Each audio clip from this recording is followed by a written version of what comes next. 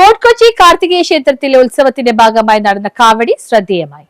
Fort Kochi Shri Karthikeya Sreedharmasastha കാലം കാവടി ഘോഷയാത്ര ശ്രദ്ധേയമായി. ശ്രീ കാർത്തികേയ ക്ഷേത്ര കാവടി ആഘോഷ കമ്മിറ്റിയുടെ ആഭിമുഖ്യത്തിലാണ് താലം കാവടി ഘോഷയാത്ര നടന്നത്. വെളി ഗ്രൗണ്ടിൽ നിന്നും ആരംഭിച്ച് വിവിധ താളവാദ്യ മേളങ്ങളോടുകൂടി KB ജേക്കബ് റോഡ് വഴി കാർത്തികേയ ക്ഷേത്രത്തിൽ കാവടി ഘോഷയാത്ര എത്തിച്ചേർന്നു.